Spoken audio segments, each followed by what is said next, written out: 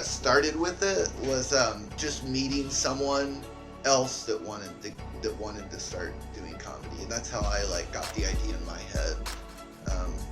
But I didn't really want to do it so much as I wanted to support my friend wanting to do it.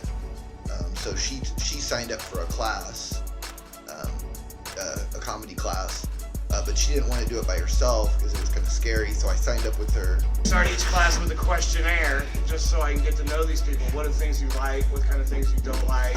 Have you ever been on stage before? Do you have any kind of experience? And Evan answered every question with one word.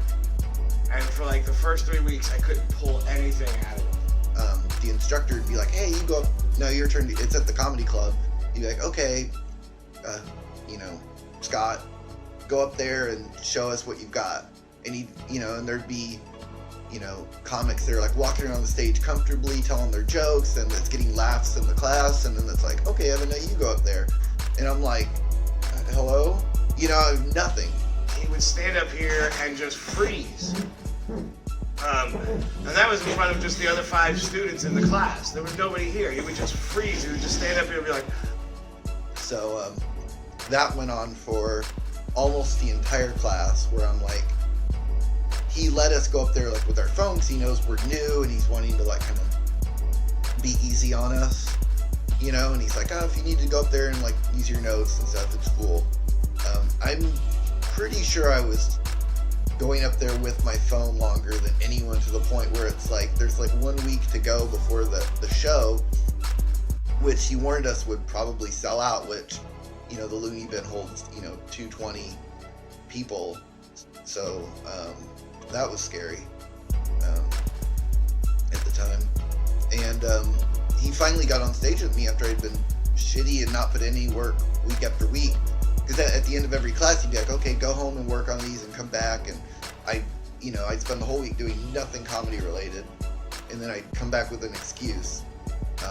So about a week before, he finally got up on stage with me, pulled the phone out of my hand, and was like, "What are you doing?" I finally just screamed, "Tell the fucking joke!" And it was just like, whoa. Like, that was kind of the first time where he'd been like really hard on me, because the way I kind of presented myself was so like, in a way where I think, he didn't want to have to be that way with me. He just kind of thought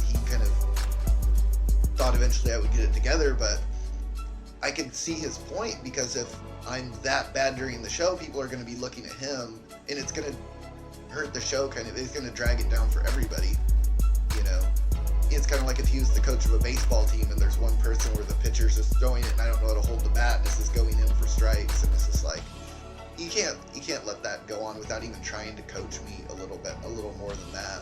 So he kind of had to give me some tough love, but I was so frustrated in the moment that really it was kind of like my response to that was kind of just to kind of like look out at everybody else, and I remember like wondering if anyone would like speak up for me, or be like, "Don't be like that with him," and everybody was just kind of looking back at me like, "Yeah, dude, like, it's about time, like, yeah, tell us the joke." And so that kind of like little bit of like frustration and anger I felt. I wasn't mad at him, but I was just mad at like the situation, like everything, and like life. It's like, why am I so bad at this? Why am I standing here right now? And this is like a horrible moment in my life. And I was like, all right then. And I just kind of like spit it out in like my real voice, and just kind of with like a little bit of fire in it, because I was just like a little bit upset. And some laughs started, and it was like a light bulb went off. The other people in the class laughed, and at that point, the beast, the Kraken of comedy, had been released upon Tulsa. Then I kind of went into it like a little bit more. I got that little bit of encouragement, or that little bit of approval is really what I needed. And once I tasted that little bit of approval, I kind of like leaned into it even more, and I got even a little bit more animated. And I remember it super clear to this day, the way the instructor jumped off the stage and just kind of let me go, and he was like pulling out his phone to like take a picture of me, like someone finally seeing like the animal on the safari, that he was so like, and I finished one bit and I was kind of like, okay, am I done? He's like, no, he's like, keep going. He's like, taking pictures of me. And it was just like, when I walked up the stage, it was like, I felt like that, like a sense of relief and a sense of like, my day isn't ruined now. It's amazing what can come off of your, what stress can come off of you in a moment.